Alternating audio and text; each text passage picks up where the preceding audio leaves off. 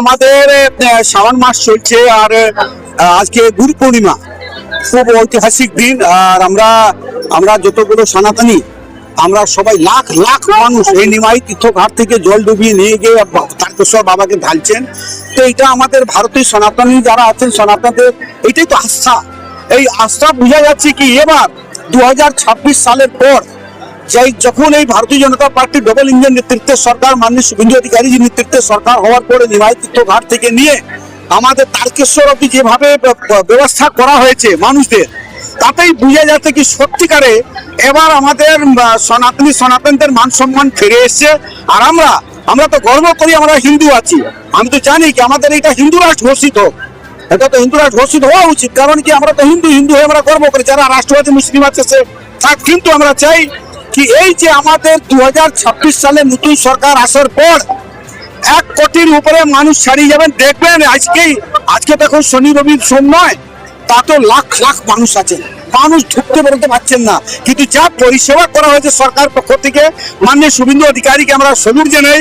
ওনার নেতৃত্বে আমরা বিধায়করা সবাই মিলে আমাদের অফিসাররা আমাদের যতগুলো টিএমডি পিডব্লিউডি আমার ইউডিএমএ আর আমাদের engineer ADM DM SP CP police আইসি ওসি মিলে এতটাই মানে পরিবেশটাকে সুন্দর করেছেন। তার সাথে সাথে আমাদের এখানকার যারা দোকানদার ব্যবসায়ীরা আছে এলাকাবাসীরা জনগণের জন্য যারা তীর্থযাত্রী আছে তাদের জন্য অনেক সুবিধা করে দিয়েছেন।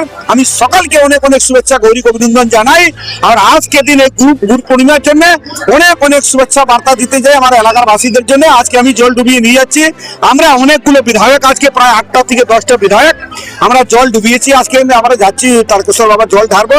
আর আমরা জানি আমাদের সনাতন ভাই বোনদের সাথে তাদের সাথেই আমাদের প্রাণ থাকবে, তাদের সাথেই সনাতনদের সাথে আমাদের প্রাণ যাবে, তাদের জন্যই সব। বিগত বছরগুলো তৃণমূল সরকারের যারা অভিযোগ করেছিলেন যে শ্রাবণী মেলা নিয়ে বেনিয়ম অনিয়মের অভিযোগ ছিল, ওই বিষয়টা কি বলবেন? দেখুন আমি তো বলে দিচ্ছি এখানে কিন্তু টাকা তোলা হতো, আমি আগেই বলে দিচ্ছি কোনো টাকা তোলা হবে না।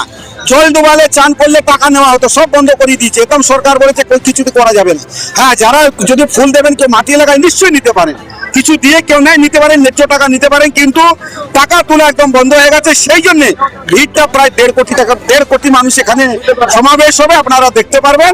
আর আমরা জানি এরকম মানুষকে সহযোগিতা করতে হবে। এই পরিবেশ এই সরকার আপনাদের সরকার, আগের সরকার দুর্নীতি সরকার নয়। জাতীয় মেলার জন্য কি আরো বেশি ভিড়টা? একদম হবেই তো, জাতীয় মেলার জন্য তো ভিড় হচ্ছে। এটা তোমাদের ওয়ার্ল্ড লেভেলে যাচ্ছে। এই নিমাই তীর্থঘাট থেকে শ্রাবণী মেলা আমাদের ওয়ার্ল্ড লেভেলে যাচ্ছে, ওই লেভেলে এটা মানা হবে।